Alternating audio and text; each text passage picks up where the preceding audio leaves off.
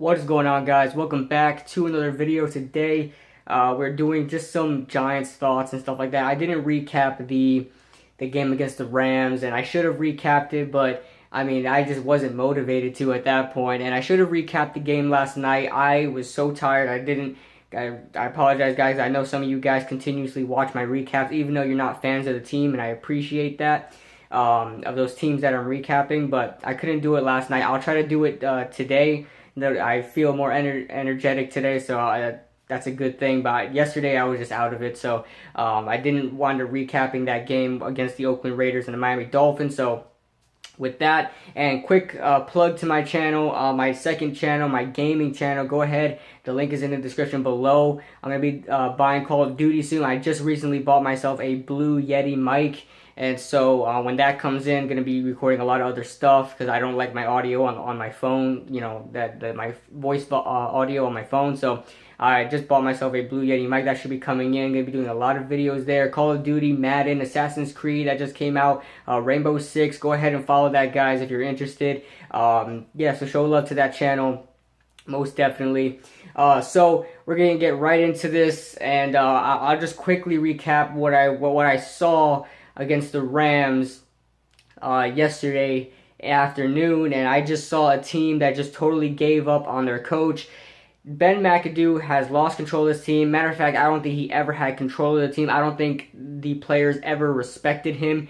I never seen I never seen the players really give him props or talk highly of Ben McAdoo. Besides, when he was hired, it's what the players are paid to do. Really, they're paid to speak well about the coaches when they're first hired and stuff like that. Yeah, he's a great option or whatever it is. They hired in house. I think it's a great idea. You know, like all these players were saying, but you really don't hear anything about Ben McAdoo. You never hear him. You never say that was great coaching. Our coach led us to this. Never. You never hear anything about that. And Ben McAdoo is just a scumbag. And this is how you can tell that he will never be a great coach in the NFL. You know, you see coaches out there like when Jim Harbaugh was in the NFL. I loved watching his press conferences because he handled himself very professionally. He did have his times where he was very angry, and that's what coaches do. They're going to get very angry.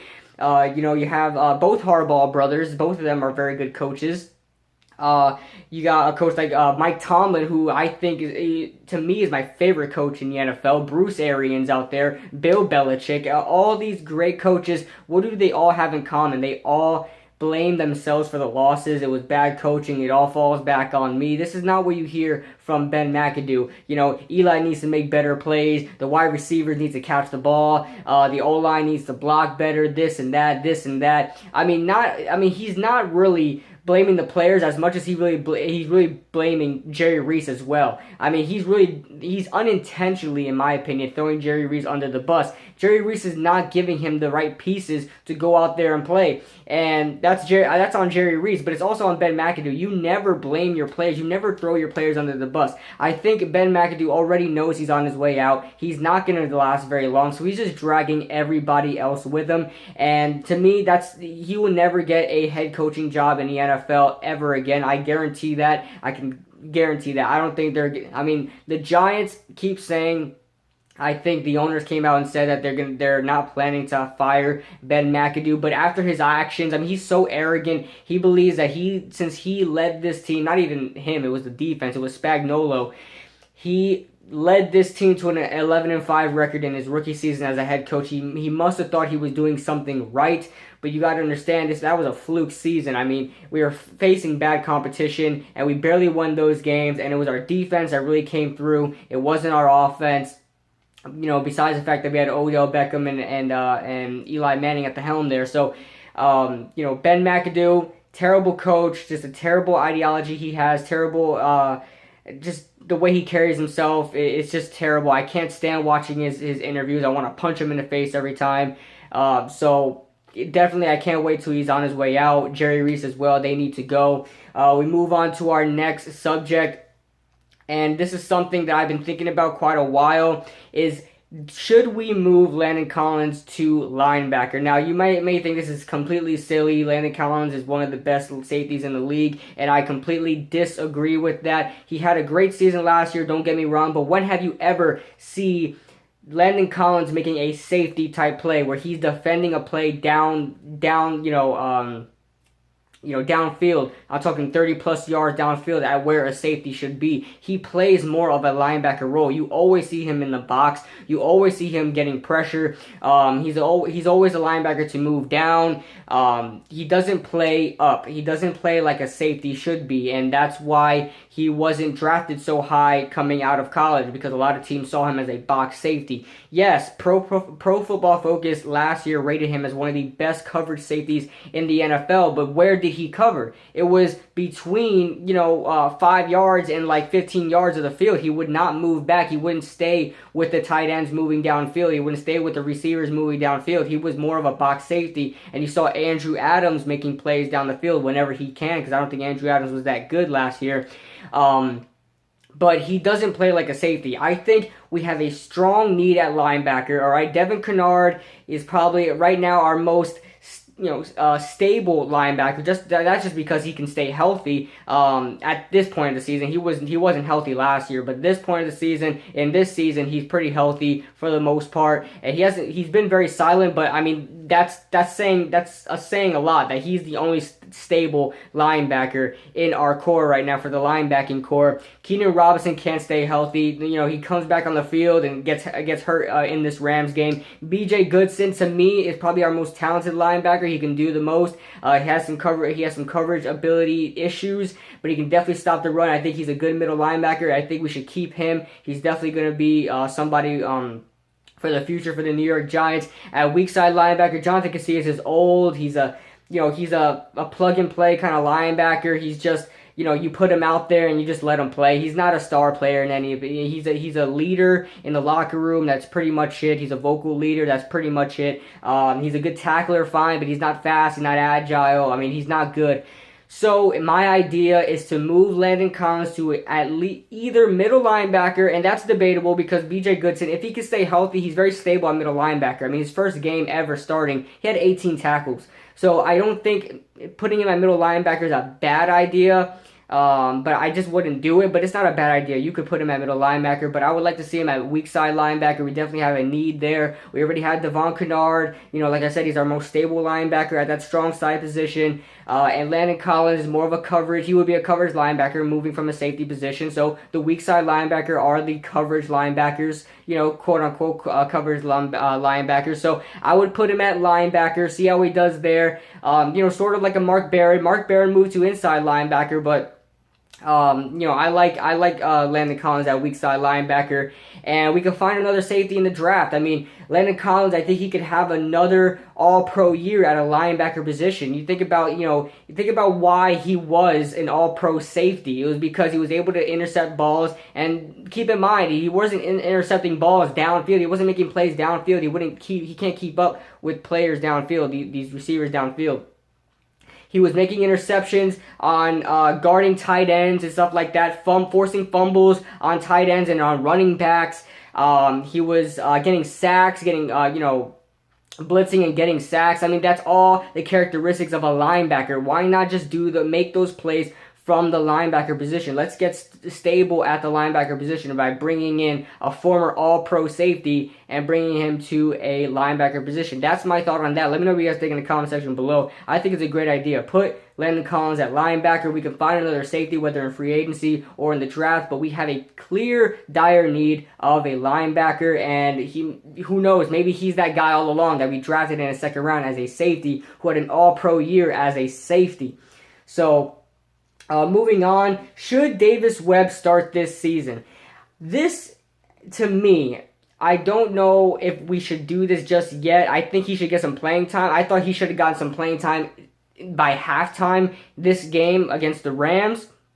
But should he play? I don't know, because the Eli Manning, I don't know if we're ready to say bench Eli Manning, because you keep in mind, this isn't his fault. If you bench Eli Manning and not make him start these games, this is going to look bad on the Giants, because, I mean, what Eli Manning is not the problem here. Sure, he had some bad throws last game. I'm talking very inaccurate throws. I mean, Evan Ingram could have had over 100 yards last game, but Eli Manning couldn't get to him. But, I mean, benching Eli Manning is not the option here. My opinion, we're going to tank this season. It's obvious. We're tanking this season. Whether we try or not, we're going to lose anyway. So, I think let Eli Manning start the games, and then let Davis Webb finish the games. I don't think we should let Davis Webb just start yet, because that's just a bad look on Eli Manning. That's just saying right there, like, oh, Eli, you're the problem, and Eli is not the problem. Okay, so I don't think we should bench Eli Manning. I think Davis Webb should get some playing time towards the ends of the games, but Eli Manning shouldn't be benched. That just looks bad.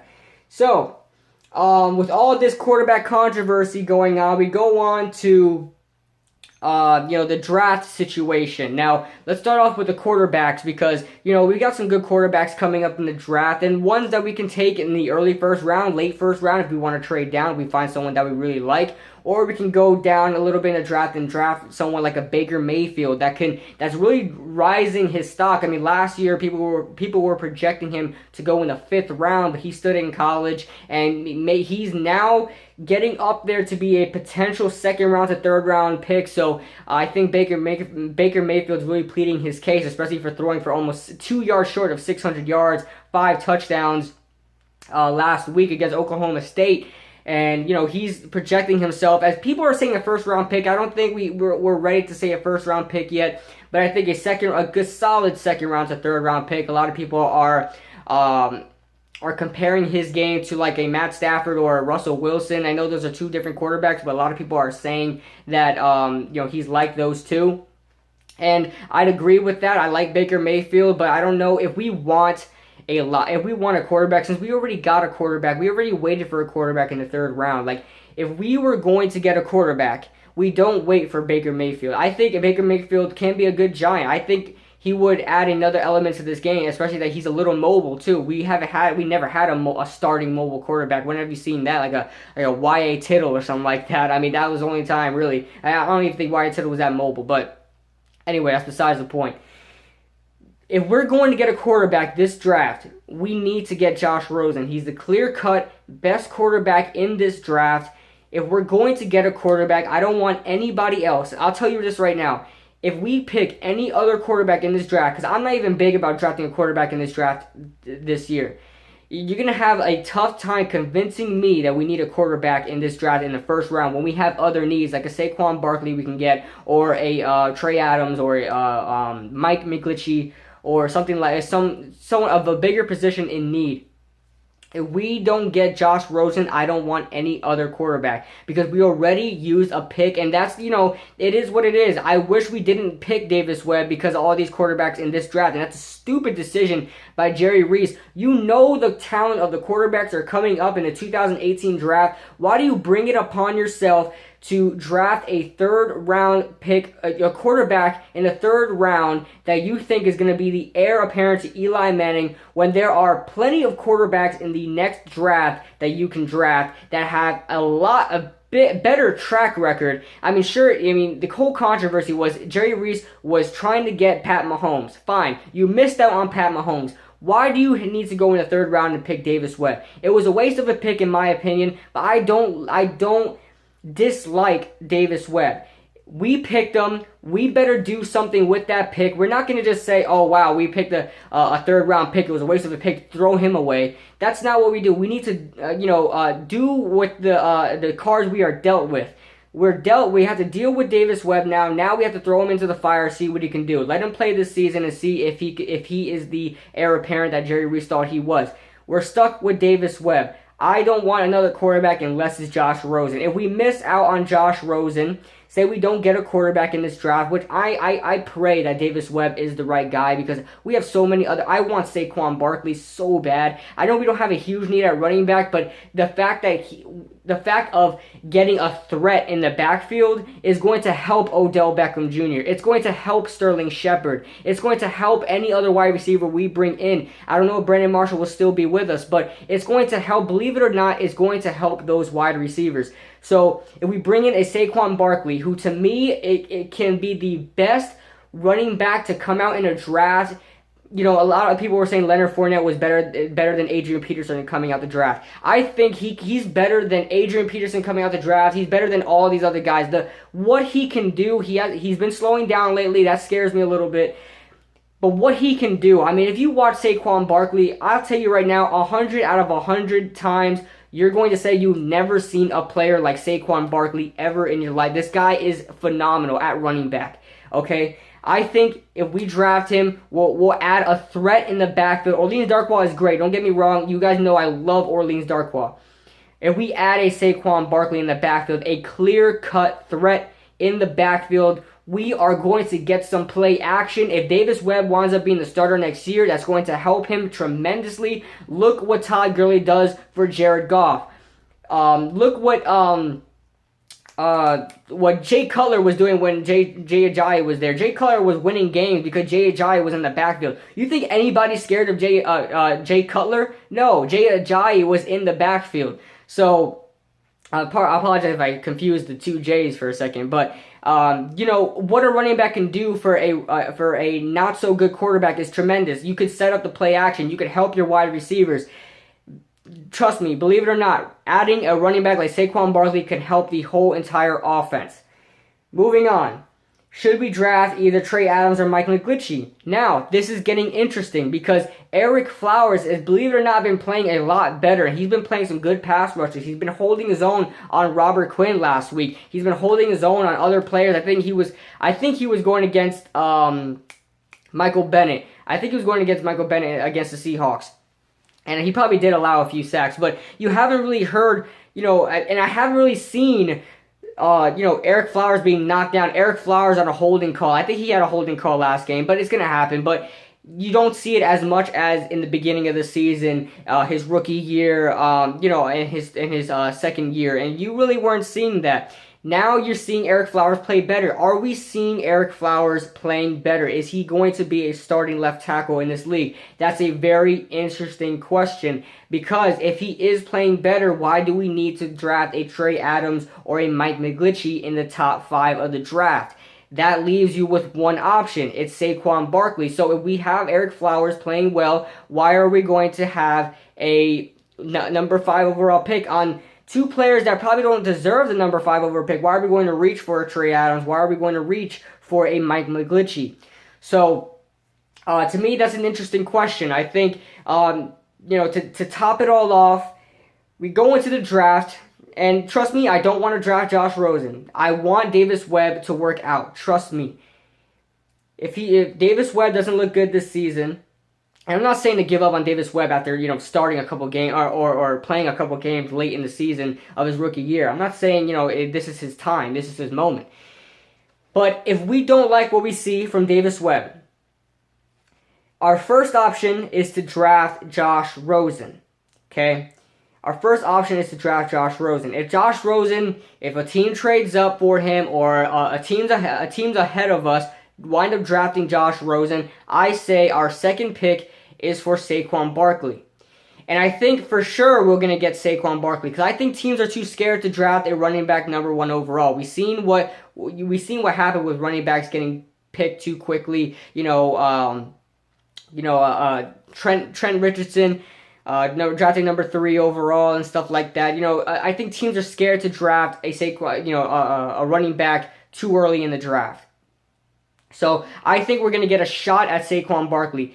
If we need to trade up, I say we trade up. We haven't traded up in years in the first round. I don't remember whenever we traded up in the first round. We need to do that this year. If you want to do it for Josh Rosen, fine. If you want to do it for Saquon Barkley, fine. If you want to do it for Trey Adams, if you want to actually trade down for Trey Adams or just wait for where you are for Trey Adams or Mike McGlinchey, that's fine. Bottom line. Josh Rosen or bust at quarterback. I don't want anybody else than Josh Rosen. We already wasted a pick on Davis Webb. If we're going to draft another quarterback by potential, why are we drafting a quarterback at all when we already had Davis Webb?